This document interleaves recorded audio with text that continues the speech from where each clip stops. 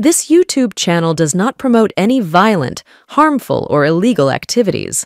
All content provided by this channel is meant for an educational purpose only.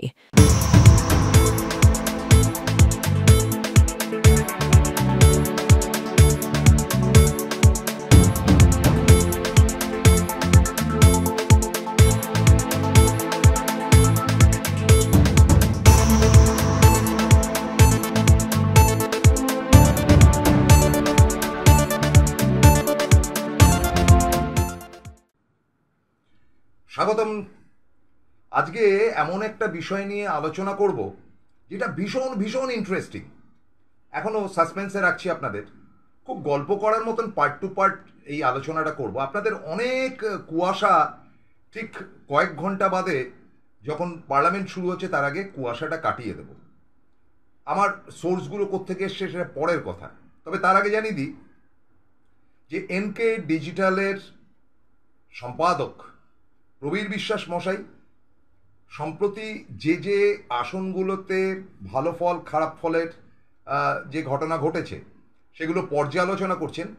তো আমি সম্প্রতি যেটা দেখলাম সেটা কৃষ্ণনগরের উপর তিনি করছিলেন। এটা কিন্তু ভাবনার ব্যাপার তৃণমূল কংগ্রেসের। এটা বাস্তব যে তারা বহু সংখ্যার আসন পেয়েছে, সেটা নিয়ে আমি পরে কথা বলছি। কিন্তু এটাও বাস্তব যে শহরাঞ্চলের অনেকগুলো জায়গাতে কিন্তু ধাক্কা খেয়েছে তৃণমূল, যেটাকে এখনই পর্যন্ত কোনো হদিশ পাওয়া না গেলেও, মানে কেন হয়েছে কি বৃত্তান্ত না পেলেও, সেটা আইপ্যাক দেখছে, সেটা অভিষেকের টিম দেখছেন, অভিষেক দেখছেন আর কি, এবং সেটা খুব শিগগিরই বেরোবে। কিন্তু তার আগে এই ধারাবাহিক ত্রুটি যেগুলো হয়েছে একটার পর একটা সেটা প্রবীর বিশ্বাস বার করে ফেলছেন।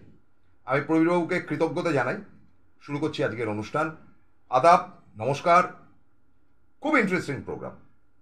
আপনারা জানেন যে সম্প্রতি কংগ্রেসের নেতা প্রাক্তন অর্থমন্ত্রী পি চিদম্বরম মমতা বন্দ্যোপাধ্যায়ের সঙ্গে দেখা করতে এসেছিলেন নবান্নতে, এবং পরের দিন খবরের কাগজে, সেই দিন আমাদের অফিসিয়াল চ্যানেলগুলোতে কোথাও কিন্তু বর্ণনা দেওয়া হয়নি যে ঠিক তাদের মধ্যে এক্স্যাক্টলি কী কথা হয়েছে।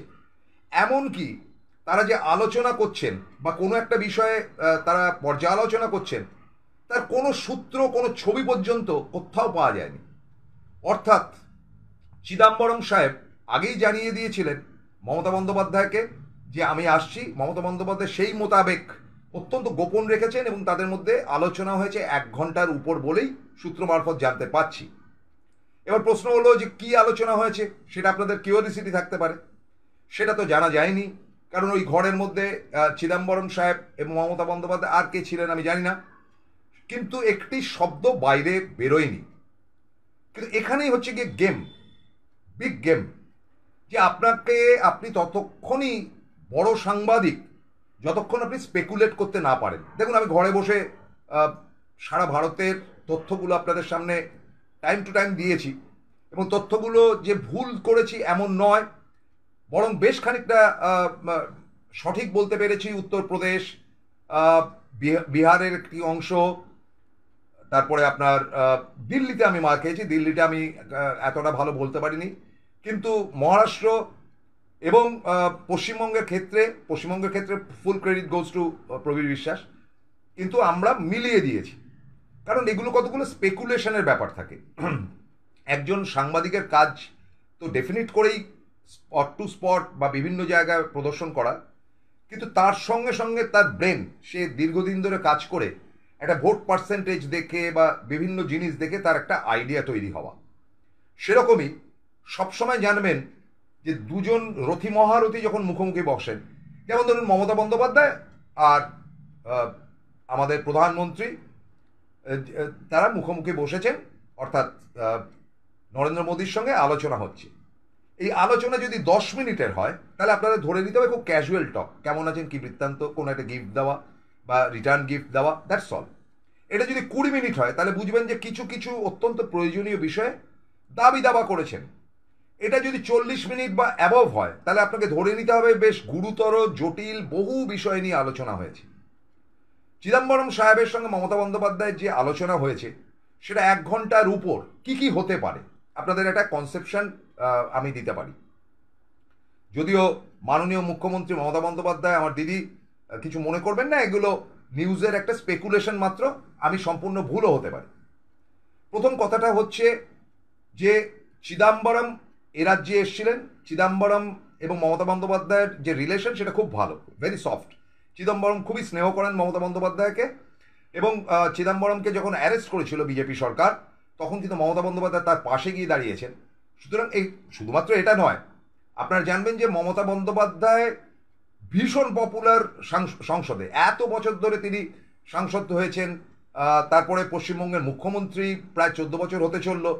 ফলে হেলা ফেলার চরিত্র, তার প্যারালাল রাজনৈতিক অভিজ্ঞতা এই মুহূর্তে ভারতের আর কার আছে? বোথ দ্য সাইড, লোকসভা, বিধানসভা, কেন্দ্রের মন্ত্রী থেকে শুরু করে রাজ্যের মুখ্যমন্ত্রী অবধি কারণ নেই। এবারে একটি মহার্ঘ কথা বলি, খুব ভালো করে শুনুন, আজকে গল্পের মতন করে বলছি। সেটা হচ্ছে যে ভারতবর্ষে এখন যে অবস্থাটা রয়েছে সেটা যে 240 বিজেপি, অর্থাৎ ডাউন 32টি আসন, তার পাশে স্ক্র্যাচের মতন, মানে এই যে খোড়া হয়ে গেলে যে স্ক্র্যাচ নেয়, স্ক্র্যাচের মতন দুটি স্ক্র্যাচ রয়েছে। একটা হচ্ছে গিয়ে চন্দ্রবাবু নাইডু, নাইডু বাবু যাকে বলা হয়, আর একটা হচ্ছে নীতিশ কুমার। এবং এনডিএকে অনেকটা নাইডু ডিভিডেন্ড অ্যাসোসিয়েশন বলা হচ্ছে, কিংবা নীতিশ ডিভিডেন্ড অ্যাসোসিয়েশন বলা হচ্ছে, মানে ডিভিডেন্ড দিচ্ছে আর কি। ফলে এরা দুজন যদি সরে যায়, মুখ থুবড়ে পড়বে এই গভর্নমেন্ট।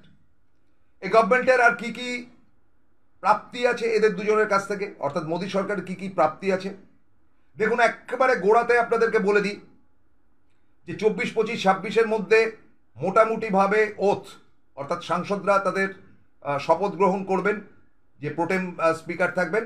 সম্ভবত উড়িষ্যার ভর্তুহরি বোধহয় মহতাব, তিনি থাকবেন, শপথ গ্রহণ করাবেন। এবং তারপরেই কিন্তু স্পিকার পদের জন্য ভোটাভুটি হবে, বা হয়তো স্পিকার পদের একটা কিছু হবে।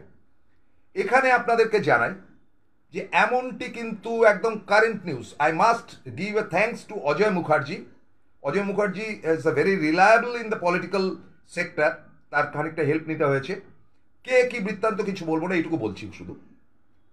যতটুকু খবর, সেই খবর অনুযায়ী হয়তো নীতিশ কুমার সাপোর্ট করে দেবেন, হয়তো চন্দ্রবাবু নাইডুও সাপোর্ট করবেন, অর্থাৎ স্পিকারটি বিজেপির হওয়ার সম্ভাবনায় প্রবল।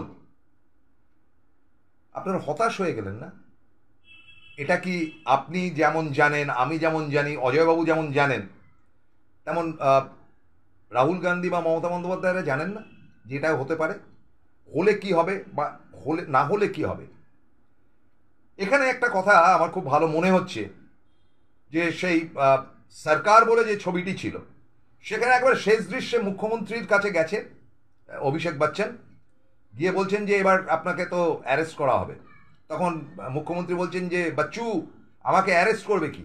আমি মুখ্যমন্ত্রী, আমাকে সিবিআই টিবিআই ভয় দেখিয়ে লাভ নেই, আমি দুদিনে ছাড়া পেয়ে চলে আসবো। তো অভিষেক বচ্চন তাকিয়ে বলল, আমি তো সেটাই চাই। সঙ্গে সঙ্গে মুখ্যমন্ত্রীর মুখটা পাংশু হয়ে গেল। তো সেরকমই বলছি যে একেবারে ইন্ডিয়া জোটের সবাই জানে যে তারা কোনোভাবে হয়তোবা স্পিকারটা তৈরি করতে পারবে না। তার উত্তরে মমতা বন্দ্যোপাধ্যায় থেকে, রাহুল গান্ধী থেকে শুরু করে, উদ্ধব ঠাকরে থেকে শুরু করে বাকি সবাই, যাদব, প্রত্যেকে, এসপি পার্টি বা স্টালিন, প্রত্যেকে জানে যে আমরা হয়তো স্ট্যান্ড করাতে পারবো না। তারা কি বলছে জানেন? আমরা তো এটাই চাই যে ওদেরই স্পিকার হোক, তারপরে খেলাটা জমবে।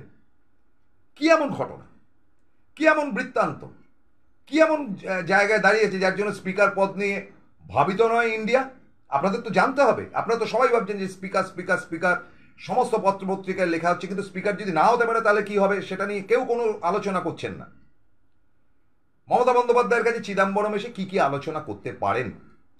প্রথম কথাটি হচ্ছে, কোনো কারণে যেটুকু শুনেছি যে রাহুল গান্ধীর উপর কোনো কোনো ব্যাপারে মমতা বন্দ্যোপাধ্যায় ক্ষুণ্ণ, এবং ক্ষুণ্ণ হওয়ার অনেকগুলো কারণ রয়েছে।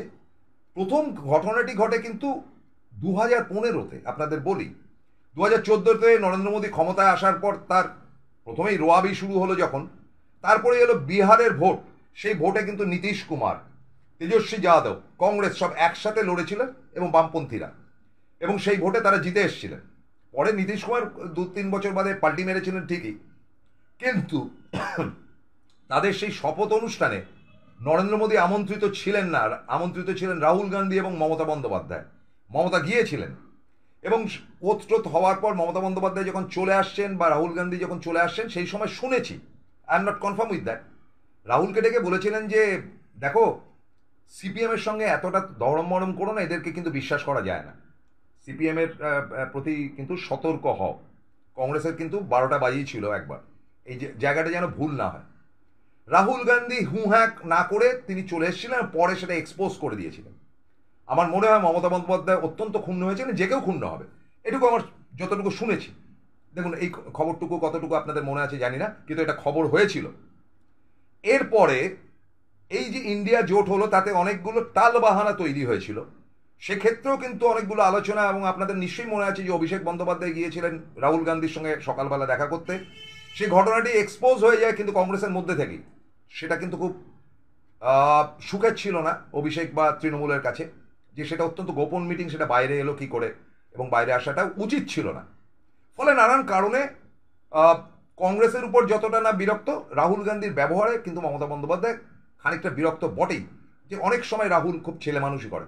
যদিও এবার রাহুল খুব ম্যাচিওর, আমি রাহুলকে ছোট করছি না, is a very mature character, এবং অ্যাকসেপ্টেবিলিটি তার তৈরি হচ্ছে, সেটা খুব ভালো। কিন্তু অ্যাজ ওয়েল অ্যাজ মমতা বন্দ্যোপাধ্যায়ের একটা অসম্ভব দুর্বলতা রয়েছে কিন্তু এই গান্ধী পরিবারের উপর, বিশেষ করে সোনিয়া গান্ধীর উপর। তিনি রাজীব গান্ধীর পত্নী, এবং রাজীব গান্ধীর উপর মমতা বন্দ্যোপাধ্যায়ের কৃতজ্ঞতা আজ অব্দি আছে, এবং তিনি সেটা শ্রদ্ধার সঙ্গে পালনও করেন, এবং তিনি স্বীকারও করেন। মমতা বন্দ্যোপাধ্যায়ের এগুলো কতগুলো গুণ। সোনিয়া গান্ধী অসম্ভব ভালোবাসেন মমতা বন্দ্যোপাধ্যায়কে। শুনেছি যতটা জয়ন্ত ঘোষালের একটি ইন্টারভিউয়ের মধ্যে থেকে, যে একসময় সোনিয়া গান্ধীর মমতা বন্দ্যোপাধ্যায়ের সঙ্গে একটা মিটিং ছিল, মমতা বন্দ্যোপাধ্যায়ের উত্তরবঙ্গে বোধহয় কোনো একটা কাজ ছিল, তা সত্ত্বেও সোনিয়ার আহ্বানে তিনি চলে গিয়েছিলেন দিল্লিতে। কথা ছিল যে সোনিয়া গান্ধী এবং মমতা বন্দ্যোপাধ্যায় মুখোমুখি বসবেন, থার্ড কোনো পার্টি থাকবে না। এবং দেখা গেল কার্যক্ষেত্রে যে দরজাটি খুলে দিলেন রাহুল গান্ধী নিজেই। ফলে সোনিয়া গান্ধীকে অনেক কথা বলার ছিল, অনেকগুলো উপদেশও হয়তো দেওয়ার ছিল মমতা বন্দ্যোপাধ্যায়, যেটা তিনি দিতে পারলেন না। তিনি ব্যথিত হয়েছিলেন নিশ্চয়ই, কারণ কতগুলো ম্যাচিওরিটি ইম্যাচিওরিটি, দেখুন আজকে সিপিএম এর সঙ্গে হাত মিলে কংগ্রেস এখানে ঠ্যাঙ্গা করেছে, তাদের কোনো রকমের যে আসনটি বেরিয়েছে, সেটাকে তো আমি বলি, দিদি কিছু মনে করবেন না, সেটা মমতা বন্দ্যোপাধ্যায়েরই দান। কারণ বরকতদার ভাইপো দাঁড়িয়েছে, ঠিক আছে পাস করিয়ে দাও, একটা ছেড়ে দাও, আমরা পাবোই, বাকি বাকি কোনো জায়গায় কম্প্রোমাইজ তিনি করেননি।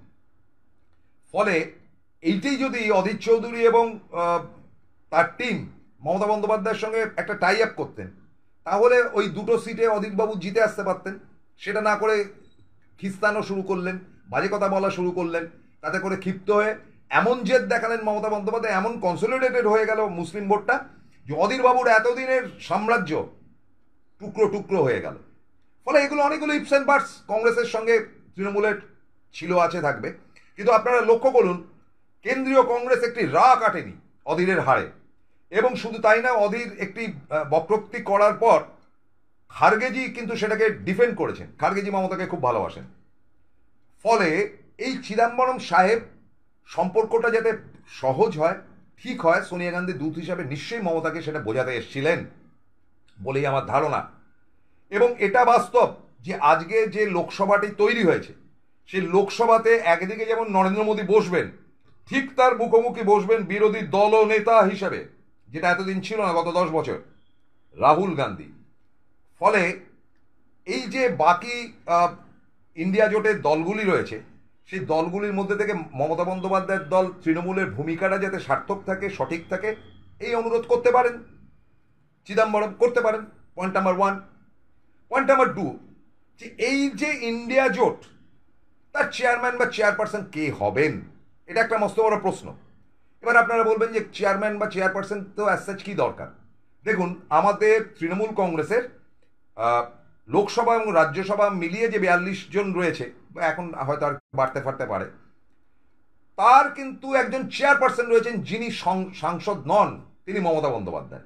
অর্থাৎ তোমরা যেটা করবে গাইডলাইনটা আমি তৈরি করে দেবো, এটা হয়। যেমন সোনিয়া গান্ধী ইউপিএ 1 ইউপিএ 2 এর চেয়ারপারসন ছিলেন, অর্থাৎ ইউপিএ যত দল ছিল তাদের মাথায় ছিলেন কিন্তু সোনিয়া গান্ধী।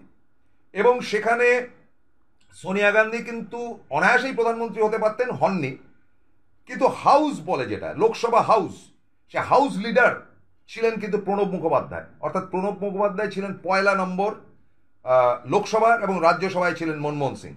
অর্থাৎ নাম্বার 1, অর্থাৎ সরকারি পক্ষের প্রথম নেতা বা লোকসভার নেতা হিসেবে যাকে পরিগণিত করা হচ্ছে তিনি প্রণব মুখোপাধ্যায়, কিন্তু ইউপিএর টপে যিনি রয়েছেন তিনি সোনিয়া গান্ধী। এভাবে ছিলেন। কার্যত ইন্ডিয়া জোট তাদের এই 232-34 বা এখন তো আরো খানিকটা বেড়েছে যা শুনছি নির্দল এসে, তাদের লিডারশিপটা কে নেবেন, কে হবেন চেয়ারপারসন, সম্ভবত এই বিষয়ে আলোচনা হয়ে যায়। আলোচনাতে কোথায় দাঁড়িয়েছে আমি জানি না। এমন হতে পারে হয়তো মমতা বন্দ্যোপাধ্যায়কে রিকোয়েস্ট করতে পারেন যে তুমি হও, হয়তো মমতা বন্দ্যোপাধ্যায় বলেছেন যে না আমি হব না, খার্গেকে করতে পারো। সেটা কিন্তু খুব শিগগিরই প্রমাণ হবে, কারণ এই চেয়ারপারসনের জায়গায় কিন্তু একটা প্রশ্ন থাকছেই। আমার দৃঢ় ধারণা এই জায়গাটা নিয়ে কিন্তু ডেফিনিট করেই চিদম্বরম সাহেবের সঙ্গে মমতা বন্দ্যোপাধ্যায় আলোচনা হয়েছে। আপনারা বিচার করে দেখবেন আমি এতক্ষণ যেগুলো বলেছি। এছাড়া ক্যাজুয়াল কিছু কথাবার্তা, এবং মমতা বন্দ্যোপাধ্যায় যেটাকে স্ট্রেস দিয়েছেন তার আগে এটা ছোট্ট করে বলি। আপনারা দেখুন এই যে মোদী সরকারের লড়বড়ে সরকার, সে সরকারের চারিদিকে থাকা যতগুলো রাজনৈতিক দল রয়েছে সবচাইতে ডেঞ্জারাস দল কোনটি, যার উপর ডিপেন্ড করে রয়েছে কিন্তু দুটি সরকার, বলতে পারবেন? চন্দ্রবাবু নাইডুর Telugu Desam? No sir, no, কাটা, 0 পাচ্ছেন। তিনি তো ওই দিকেই রয়েছেন, তিনি না থাকলেও কিছু আসে যায় না। নীতিশ কুমার? নো স্যার, আবার ঘ্যাচ কাটা দিলাম, 0। সেই দলটির নাম হচ্ছে তৃণমূল কংগ্রেস এবং নেত্রীর নাম মমতা বন্দ্যোপাধ্যায়।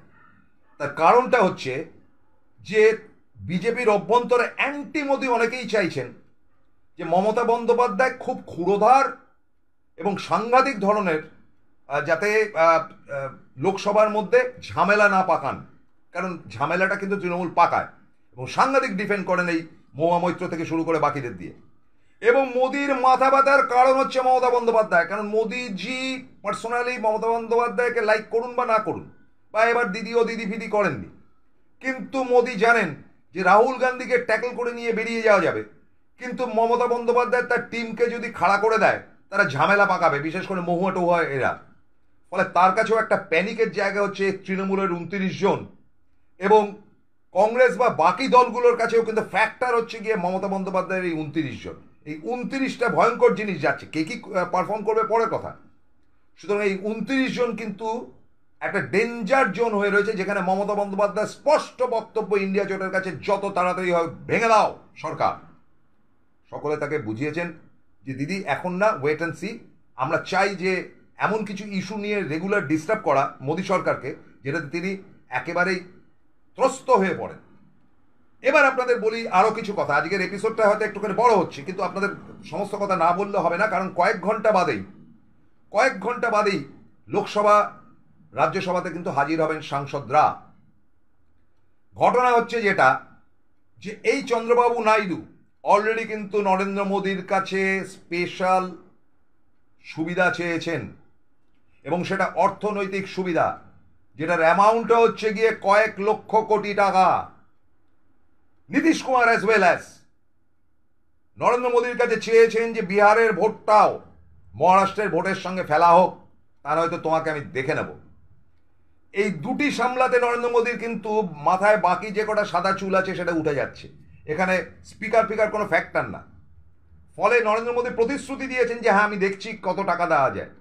এই চন্দ্রবাবু নাইডুর রেপুটেশন খুব খারাপ, আবার একটা দিকে রেপুটেশন খুব ভালো। তিনি সাংঘাতিক ভালো অ্যাডমিনিস্ট্রেটর, তার আমলে প্রচুর কিছু ডেভেলপমেন্ট হায়দ্রাবাদ ইত্যাদি অঞ্চলে হয়েছে।